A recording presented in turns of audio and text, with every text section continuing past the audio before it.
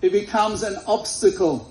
If it gets in our way, we cannot actually function properly because we are perhaps tripping over the items that are there to help us. And psychologically, what does light give us? Light gives us clarity, understanding, whereas darkness gives us depression and lethargy. That's the difference between light and darkness. In terms of ourselves and this event, that's the difference between darkness, where we choose to follow a particular pattern, a particular form of information, and that information is giving us nothing less than what we are trying to avoid by this event. It brings us to further darkness, further hate, further disenchantment of other people who are different than ourselves. Maybe in their dress, maybe in their language, maybe in the way they service, in the way they communicate, but they are different than us. And if they are different than us, then perhaps they don't deserve to be in the same society as we are in. That's the darkness. But light, on the other hand, gives us clarity. It gives us the ability to learn from experiences. It gives us the ability to open our minds, and therefore even somebody who is of little sight, they still have the ability to have clarity of mind and to be able to look and to observe and to learn from the experiences around us. This year's theme of bridging generations, I would like to add another idea within the concept of bridges. We are living in what's known as the London Borough of Redbridge. But what does a bridge achieve? Where does a bridge take us? A bridge takes us from one side to the other with an abyss of some sort in between. And without the bridge, we would never be able to get to the other side. And here, my friends, lies the difference between light and darkness. Holocaust Memorial Day, Holocaust education is the opportunity for us to be able, all of humanity, to cross over that bridge. That bridge gives us the ability to oversee and ensure that the darkness of hatred, the darkness of differences, the darkness of ignorance, the indifference to others, the same as myself and the same of all of us, helps us to be able to bridge that gap. It's the bridge that allows us to take that first step, the ability to see the truth, the ability to open our minds and our eyes in terms of trust and empathy. And these are, as the Jewish people as a whole, we have to build bridges, not escape hatches. We don't have to hide who we are.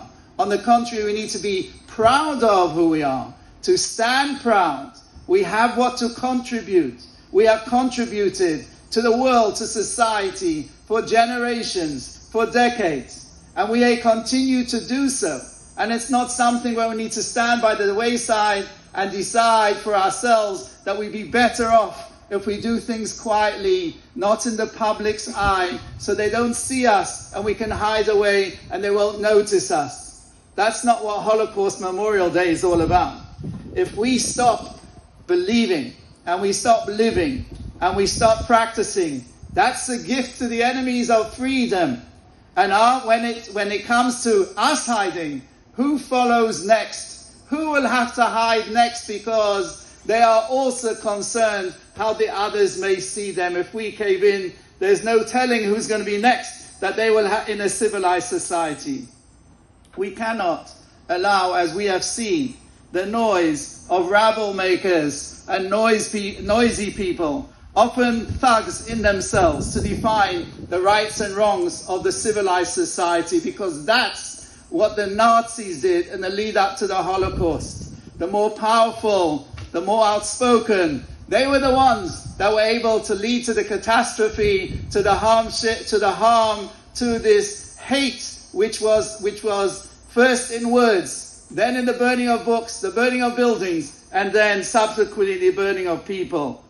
Together, in this borough, we need to work harder, not by hiding, but by sharing our pride, that the bridge in our local community, to that Red Bridge that we have all loved for decades. My wife and I are in our 5th decade living in this borough, and we chose to do so because there is so much to offer here, and even though we're living in a diverse community and things have changed.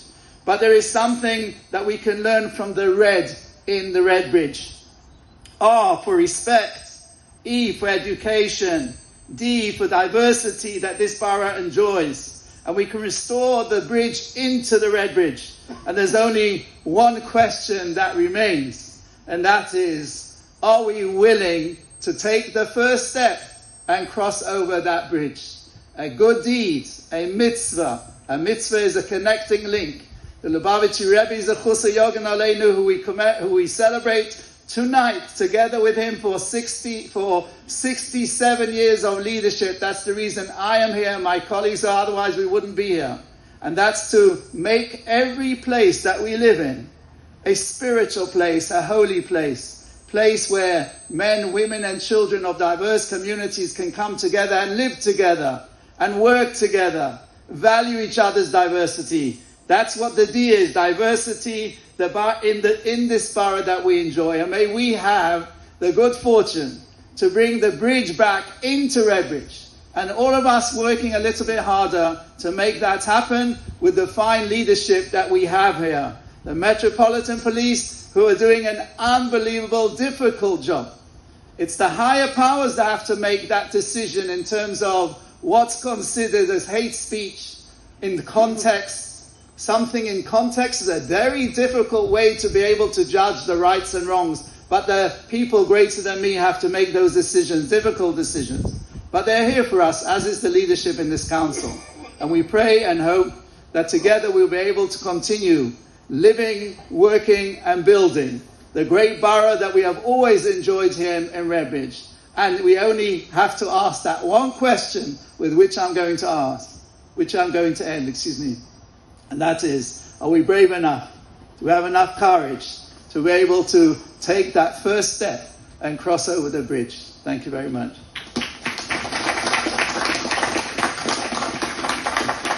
It gives me great pleasure to call